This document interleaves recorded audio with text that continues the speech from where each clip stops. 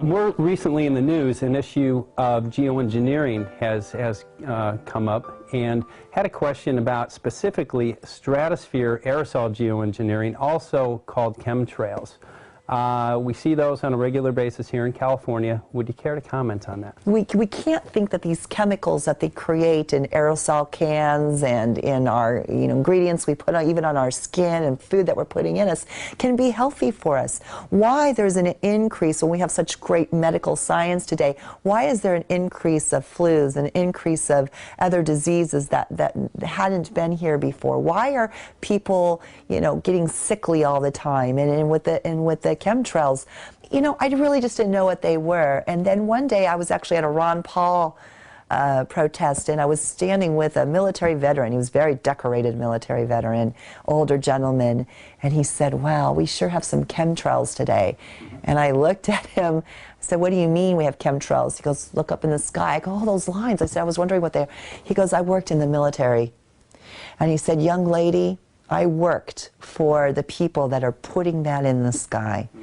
Now, I'm not going to argue with a decorated military, war veteran here. So I asked him a few questions, and he said, "Young lady, go home and do your research, and just know that this is not healthy for you." I don't know why. Why? These are questions that you and we the people, need to be asking. Why? Is there something malicious that is happening, or is it benign? I mean, what? But why aren't we having any answers, and why aren't people talking about it? Obviously, we can't look up to the sky and see these chalk, like looking lines. Some days they're there, some days the sky is blue. We can't keep overlooking that. We have to start asking questions.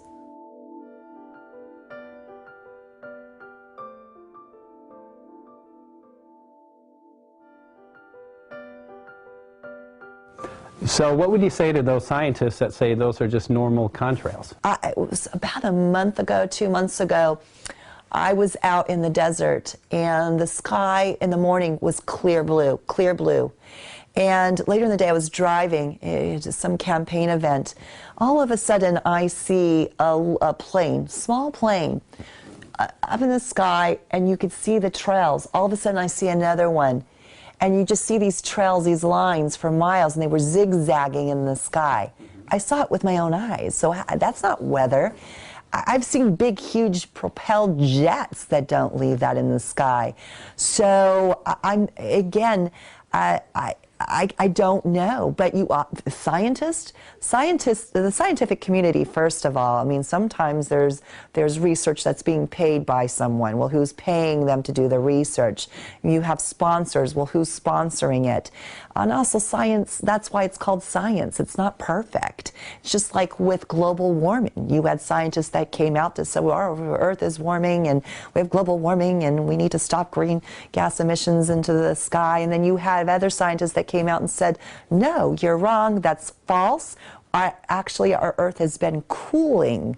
So that's science. So, what we need is we need answers. We need to know what company, who are driving the planes, who is ordering the planes.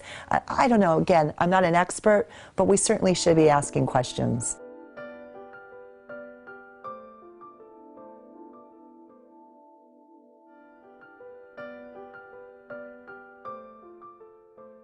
The environmentalists that are out there, how come they're not addressing that? Well, of course, because the special interests, the globalists, that's who pays them their pockets to go out and be the activists that they claim to be. So what we need to do is we need to expose that, and we need to join and make an environmental act, a real environmental act that prevents them from putting these chemicals into the air, which, of course, is ruining our health.